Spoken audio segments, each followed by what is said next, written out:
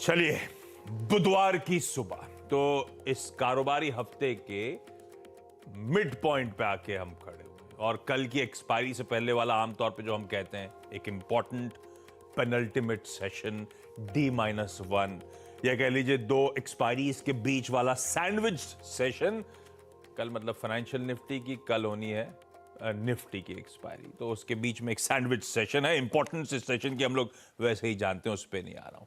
और कल बढ़िया रहा। मंगलवार के दिन जो ग्लोब में रिलीफ रैली थी, हमने भी उसमें पार्टिसिपेट करा। निफ्टी आपकी स्क्रीन पर 2/3% उछाल, निफ्टी बैंक में कल 1.25% से ज्यादा का उछाल। मार्केट की ब्रेथ पॉजिटिव थी, स्क्रीन बेहतर थी मंगलवार के दिन। पर कल की उस रिलीफ रैली में, कल के उस मोमेंटम में किस हद तक डेटा बदला, किस हद तक तस्वीर बदली, कितना सपोर्टिव हुआ है, इस पर आगे बातचीत करूंगा। लेकिन पहले आज के इंपॉर्टेंट ट्रिगर्स।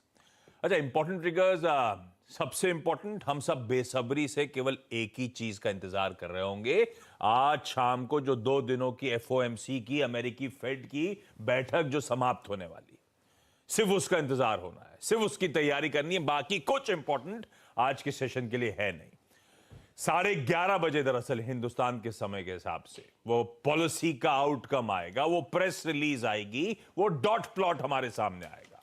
और रात में 12 बजे इंडियन टाइम के हिसाब से वो प्रेस कॉन्फ्रेंस स्केड्यूल्ड है जेरोमी पावेल साहब की।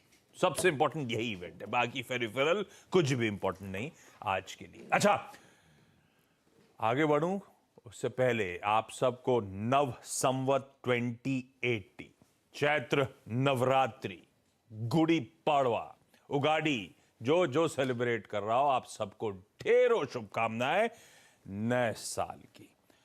थोड़ा सा सकारात्मक सोच रखेंगे साल की शुरुआत में, तो होपफुली ये साल बढ़िया ही जाएगा।